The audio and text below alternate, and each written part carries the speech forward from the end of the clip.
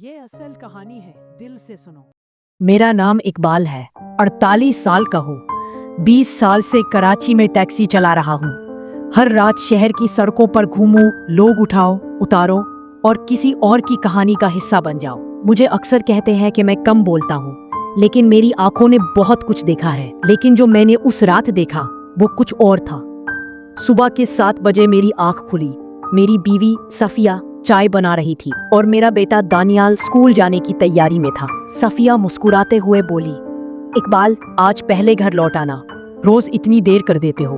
मैं हंस के बोला, रोज की तरह कुछ पैसा कमाना जरूरी है, लेकिन आज कोशिश करूंगा। फिर मैं निकल गया सड़कों की दौड़ में डूबने। उस दिन शाम से ही थकन महसूस हो रही थी। सोचा 12 बजे तक घर लौट जाऊंगा। रात के 1:12 हो गए थे। मैं क्लिफ्टन के पास टैक्सी स्टैंड पर खड़ा था। थकन से मेरी आंखें बंद हो रही थी। तभी एक आवाज सुनी, भैया, रेलवे स्टेशन जाना है। मैंने देखा एक लड़की, सफेद दुपट्टा, ठंडी सी मुस्कुराहट, अजीब सी खामोशी थी उसकी आंखों में। मैंने उससे कहा, बाजी इतनी रात को अकेली क्यों है? लेकिन वो चुप थी, सिर्फ खिड़की से बाहर देखती रही। उसके हाथ में एक लिफाफा था, जैसे कोई पुरानी चिट्ठी। मैंने FM बंद कर दिया। रात की खामोशी और उसकी चुप दोनों का असर हो रहा था। जब हम रेलवे स्टेशन पहुंचे, मैंने ब्रेक लगाई। उसने लिफाफा मेरी तरफ बढ़ाया और कहा, ये पढ़ना जब मैं चली जाऊं। फिर वो टैक्सी से उतरी। मैं उसका किराया पूछता रहा, लेकिन वो आगे बढ़ती रही।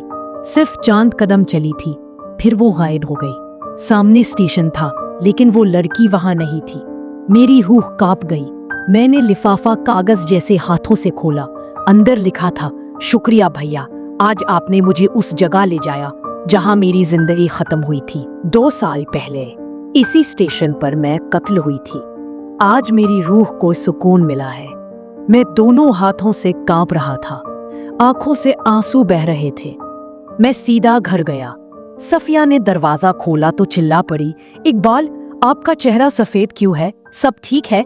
मैं चुप था, सिर्फ लिफाफा उसके हाथ में दे दिया। उस रात में कुछ नहीं बोला। अगले दिन बुखार में जल रहा था। 3 दिन तक कुछ नहीं बोला। सिर्फ एक बात मेरे जहन में घूमती रही, वो इंसान थी या कोई रूह, लेकिन वो दुआ मुझे जिंदा ले आई।